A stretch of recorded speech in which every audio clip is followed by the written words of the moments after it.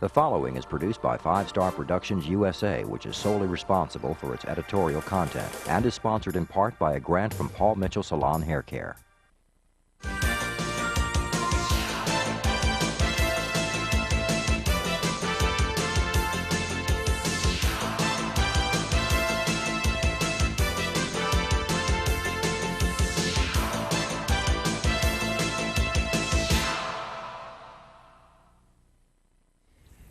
Our environment, it can be compared to the human body in many ways. If you stress one part, it affects the functions of several others. It is a complete and interlocking system where everything is connected. The greatest example of this system is the Florida Everglades, a 1.4 million acre marsh supporting one of the most unique ecosystems in the world. Yet the Loxahatchee National Wildlife Refuge and the Everglades National Park are two of the most threatened in the U.S. I'm Ed Begley, Jr. Join me this week on Today's Environment as we investigate solutions for protecting our environment. Today, City Saving Council gas, manufactured reducing 9,000 reducing air supermarkets like pollutants by lasting a 80%. milestone. Educational programs.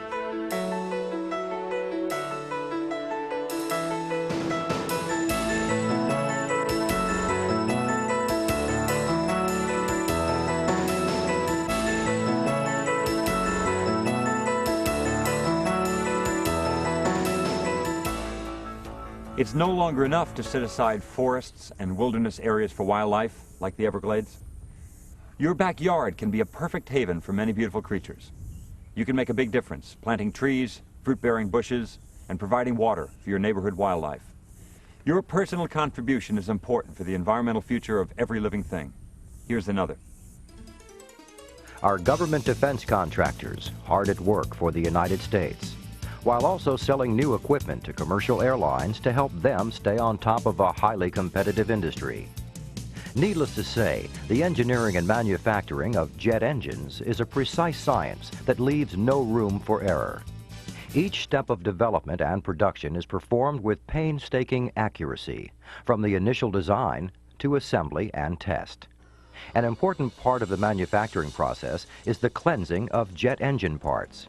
Throughout the production stage, it is crucial to clean parts, removing such things as wax used in plating operations or to protect components during shipment, or grease and chemicals that can attract grit and debris and keep an engine from operating efficiently. Later, during engine overhaul or repair, degreasing allows a thorough inspection for cracks and other problems. Over the years, chlorinated solvents have been the cleaners of choice. They are inexpensive, highly effective, and until recently, thought to be safe. But scientists soon found that some of the solvents, such as those containing chlorofluorocarbons or CFCs, were playing a major role in depleting our ozone layer. CFCs, while used in the aerospace industry's cleaning operations, are more well known for their worldwide uses as refrigerants and air conditioning fluids. The Pratt & Whitney operating unit of United Technologies Corporation has already taken big steps to reduce its use of CFCs and other chlorinated solvents by eliminating 60% of its degreasing equipment, consolidating its cleaning operations, and replacing many chlorinated solvents with more environmentally acceptable water-based cleaners. Another water cleaning method, known as high-pressure water jet technology, is also taking over tasks performed by acids, solvents, and other chemicals. Computer-designed nozzles under robotic control direct water streams capable of removing paint, seals, and other tough coatings from jet engine parts. Since this material requires only water to do the job, the only waste generated is the material being removed. All suspended solids and particles are filtered down to the smallest size, leaving the water for reuse, which allows for careful control of the removal of all coatings as well as the eventual recycling of water. So far, toxic air emissions have been cut by nearly 70% over 3 years, and Pratt & Whitney plans to cut them even further, down 80% by the year 1994, eventually phasing them out entirely. By cutting back on its use of chlorinated solvents, the company has decreased its toxic air emissions by more than 3 million pounds since 1988. Had the world realized at the onset the damage caused by CFCs, who knows how much of the ozone layer would remain unharmed today. Now it's time to play catch-up and realize that man's ingenuity cannot supersede Mother Nature's simple solutions and down-to-earth approaches for problem solving. By utilizing the planet's water and other resources, we create waste that the world can recycle on its own, naturally.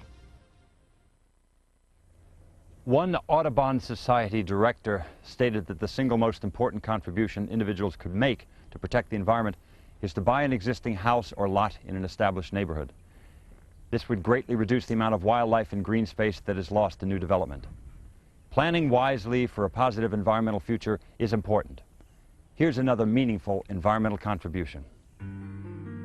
Ever since man determined that the Earth revolves around the sun and not the other way around, the sun has been a source of awe and inspiration. Today, it's much more than that. The sun's energy-producing power has long been recognized. However, it has been difficult to harness this energy efficiently. Although some breakthroughs in capturing and using solar heat for residential applications have been made, such as household water heaters or heating swimming pools, these only begin to demonstrate the sun's potential. This type of cell currently used for limited applications is far too costly for the practical production of commercial electricity. The majority of electric-producing plants have relied on burning fossil fuels to create the necessary heat. These plants have not only contributed to the reduction of oil, natural gas, and coal supplies, but have also fouled up the atmosphere. Plants using nuclear power to create heat have been constructed, but the costs of building and eventually dismantling them are substantial. Although fossil fuels and nuclear power plants represent the leading edge of technology for their times, solar power is on the frontier today. Alpha Solarco is the world leader in the field of high-concentration solar energy. This technology makes possible the production of electricity from the sun at a cost comparable to that of coal, the least expensive of the fossil fuels. The power plant, developed and constructed by Alpha Solarco, is capable of sending electricity to existing power grids in Nevada. The computer-controlled unit is capable of tracking the sun from dawn to dark throughout the seasons, so that the maximum amount of sunlight is available to the concentrator cells. For obvious reasons, solar plants of this nature are best suited to desert regions throughout the world, where the concentration of sunlight is greatest. The basic building block is a thumbnail-size solar cell. The tiny cell is attached to a copper base, and a secondary optical element is placed over that. The company is the first to utilize this secondary optical, which creates an even distribution of sunlight on the cell. The sunlight striking the cell produces electricity. This cell assembly is attached to the bottom of the unit, which is called a module. Sunlight is transmitted through a 9-inch square lens. This lens concentrates the intensity of the sun 400 times. It's not unlike using a magnifying glass to light a piece of paper on fire. Each module, which contains 24 cells, is attached to a moving structure. 100 modules comprise a unit, known as an array. A field of 1,500 arrays would provide ample power for an American city of 10,000 homes. A concentration of arrays 170 miles in diameter would provide sufficient power for the entire United States. Because of this potential, the U.S. Department of Energy is helping to fund Alpha Solarco's demonstration systems. A program of this type can mean more jobs for American workers. It can provide exportable technology to improve the balance of trade. And it can provide an affordable source of electricity for developing nations. As a source of electric power, the sun is virtually inexhaustible. That certainly cannot be said for the fossil fuels it will replace. In fact, the same type of solar power system can economically produce hydrogen, a clean-burning fuel that can be used to run our automobiles and heat our homes. Clean and abundant solar energy is the fuel for today's needs and tomorrow's environment. Carelessly discarded plastic is dangerous to wildlife. They may eat it or get tangled in it. 11 states have passed laws requiring plastic six-pack carriers to be made with new degradable plastic. In 1988, it became illegal for any ship to dump its plastic trash in U.S. oceans or navigable waters. These are positive steps towards improving our environment. Here's another. It is estimated that in New York State alone, tires are disposed of at a rate of 1 tire per person per year. That's about 18 million tires. Used tires clutter the environment, and piles of tires are a serious fire threat and home to rodents and insects that spread disease.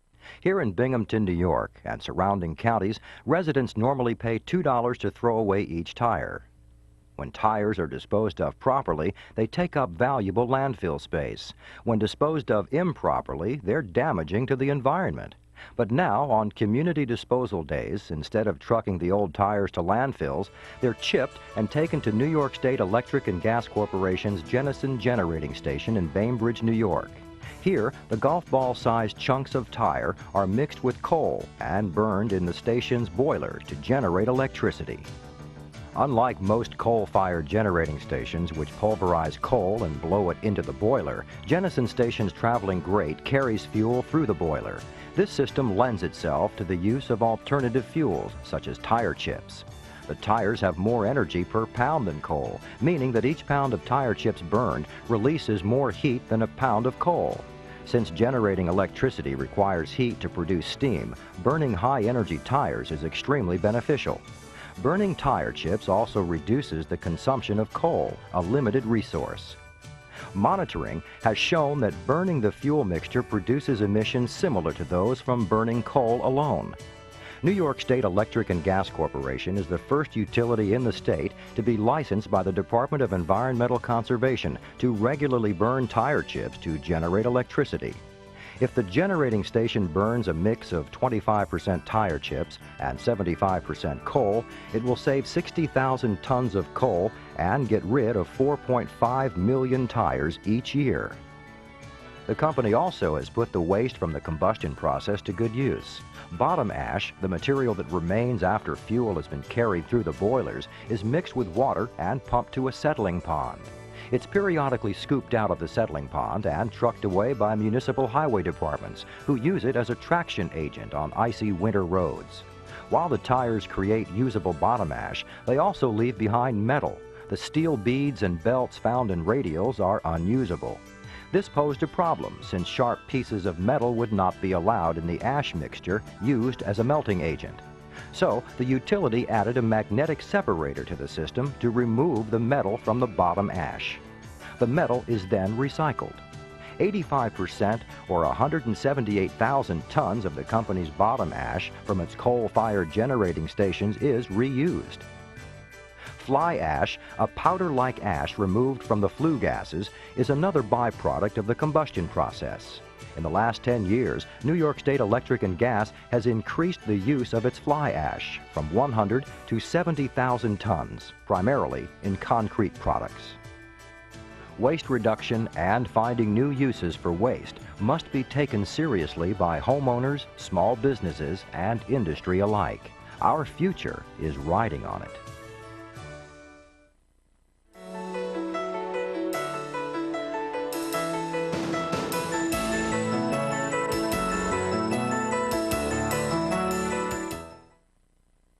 Cement, as a construction material, is the second most used material in the world and is only surpassed by water. On the surface, it would seem that cement and hazardous waste materials have nothing in common, but they have been brought together by co-processing in an environmentally beneficial way to use the energy from waste materials to fuel kilns in the manufacturing of cement. Pioneered by Systec Environmental Corporation, a subsidiary of Lafarge Corporation, co-processing has proven itself to be a very safe and cost-effective method for simultaneously dealing with two different problems, one environmental and one manufacturing. From a waste management point of view, co-processing is better than any of the current alternatives, that is, storing or treating them. Traditional waste incinerators offer another alternative to the waste disposal problem. The only similarity between incineration and co-processing is that they both consume waste materials. From the cement manufacturer's point of view, co-processing offers a significant reduction in fuel costs. Samples of waste materials from various manufacturing operations are tested to determine their chemical composition. Tests are also conducted to find out how much energy is contained in the wastes. When the samples are found to be acceptable for co-processing, tank trucks transport the waste to where the tests are repeated, this time on the actual waste. Only then is the waste material allowed to be used in the system. Elsewhere, the raw materials for cement, which include limestone, silica, and clay, are crushed and mixed together. The cement kilns, which can be up to 700 feet long, are built on an incline. The raw materials are fed in at the high or cold end of the kiln at a constant rate. A mixture of fossil fuels and liquid wastes are introduced at the lower or hot end to fuel the kiln. As the raw materials are moved down the long incline, heat causes chemical changes. They're fused into calcium silicates, forming new materials called cement clinker, a substance similar to lava. After removal from the kiln, the marble-sized clinker pellets are cooled and ground with gypsum to a fine powder to form the basis for cement. With retention times from 6 to 8 seconds, temperatures at the hot end of the cement kiln reach up to 3,000 degrees Fahrenheit. The higher temperature and longer retention times in the co-processing cement kilns result in more complete combustion of the waste. These kilns do not create another emission source as with traditional waste incinerators. This is because kilns burning waste operate just as clean or cleaner than when they use fossil fuels.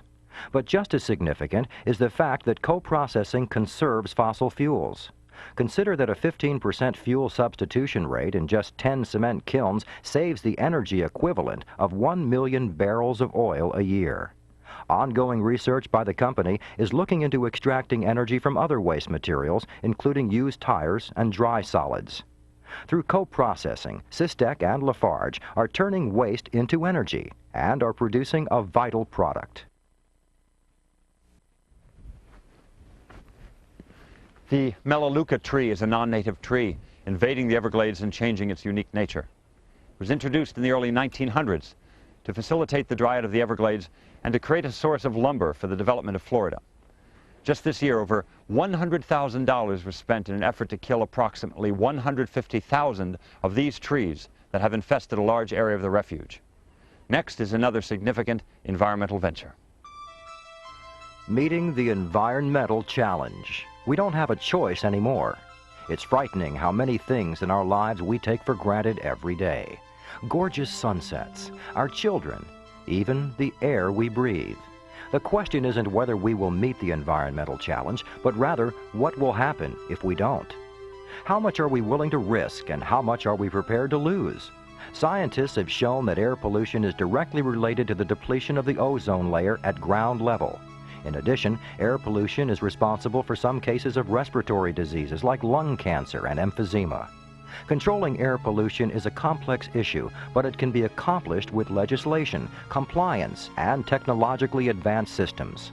The pollution source, the chemicals involved, and the amount of emissions are just a few of the variables that must be dealt with. Environmental awareness is becoming a trend today, and industry is now making a concerted effort to address air pollution and make choices to find solutions.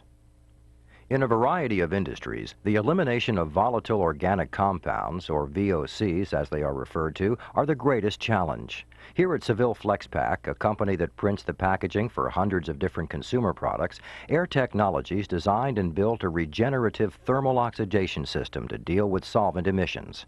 Simply, this is an incinerator that burns the solvent fumes coming from the large high-speed printing presses. However, unlike many other technologies, this regenerative system uses the undesirable polluted air as a supplemental energy source, resulting in fuel savings of up to 95%. Operating at temperatures of 1,500 degrees Fahrenheit, it destroys noxious fumes containing organic solvents and odors and converts them to harmless water vapor and carbon dioxide. In contrast, the pollution control system put in by AMSAC at R.R. Donnelley, the nation's largest commercial printer, is very different. This system uses vapor phase carbon adsorption for pollution control. Like a sponge, the solvent-laden air is passed through activated carbon, where the contaminants adsorb the carbon. Through a regeneration cycle, up to 99% of the solvents from the printing operation are recovered and recycled. Although the two systems described here use drastically different technologies, they share two important traits. They both provide a return on the investment, one by fuel savings and the other by recovery and recycling of expensive solvents. And they both meet or exceed the Environmental Protection Agency's requirements for the quality of stack emissions. This means clean air for the communities where the systems are in operation. The solution to these problems often lies in custom engineering on a case-by-case basis using the best available control technologies. By working as a team, companies and industry are beginning to meet the environmental challenge. Treat the earth well, for we did not inherit it from our parents. It has been loaned to us by our children. 1 out of 4 pharmaceutical products comes from tropical forests. An estimated 1,400 tropical plants contain potential anti-cancer ingredients. Home to 1/2 the world's plant and animal species, these forests are vast natural chemical warehouses. Yet each day, 74,000 acres are cleared, pushing an untold number of species toward extinction. The future of medicine and agriculture, the existence of thousands of wildlife species, and the survival of hundreds of millions of people in developing countries depend on what we do to keep the tropical forest alive. Here's another environmentally sound program. It may be hard to believe, but just about everything in your home is either directly or indirectly related to some kind of hazardous material. For example, thermometers contain mercury, which is a heavy metal, and batteries contain lead and corrosive acids. The ink on printed material and the varnish on your fine wooden furniture are also hazardous raw materials. Very simply, any solid, liquid, or gas that poses a threat to public health, safety, or the environment is considered hazardous. When used as directed at home, these products pose no serious threat. But for the companies that manufacture, process, store, transport, or dispose of these materials, things are a lot different. Because of their higher concentrations in industrial settings, special care is required. Companies that deal with these materials must comply with the rules and regulations from various governmental agencies. These include the Department of Transportation, the Occupational Safety and Health Administration, and Environmental Protection Agency. When you consider that about 4,000 pages of new regulations and changes are published in the Federal Register each month, it's easy to see why people have problems keeping current with those pertaining to their business. Hazmat Environmental Group, Incorporated, headquartered in Buffalo, New York, is helping to take the mystery out of this tangle of legal jargon. They publish a monthly summary of the Federal Register for their subscribers. In a concise form, they tell corporate executives and managers what they need to know to comply with the latest regulations. Publication of the summary grew out of the company's primary business, which is the transportation of hazardous waste. With a dedicated fleet of specially equipped trucks and highly trained drivers, they provide hazardous waste transportation services throughout the United States and Canada. The greatest risk is when these hazardous materials are traveling over the public highways. Therefore, safety is always put first. For example, all company drivers have an average 15 years of experience and proven safety records. Drivers also receive 80 hours of classroom and equipment training when they start, and they must attend 8-hour training classes every 2 months. The company also conducts seminars and workshops at customer sites or at its training center to provide up-to-date programs covering requirements of the EPA, Department of Transportation, and OSHA. Here, students learn not only the chapter and verse of the regulations, but they get practical how-to information about compliance. Ideally, it would be nice if all hazardous materials could be eliminated, but as a practical matter, we cannot simply wish them away. We can, however, learn to handle, transport, and dispose of these threats to our environment in a responsible way. Through better education and a deeper understanding of the problems, we may still enjoy the benefits of modern life while preserving our environment. Like all wetlands, the Everglades was meant to be a huge natural filtering system to soak up nutrients and flush out pollution. Unnatural demands from excessive pollution have overloaded this delicate region. It has been recognized as an international biosphere reserve by the United Nations and as a World Heritage Site, as well as a home to more than a dozen threatened or endangered species. You can help protect it by contacting the Everglades Protection Program in Tallahassee, Florida. I'm Ed Begley, Jr. Join me next week as we explore the means of solving this and other environmental problems.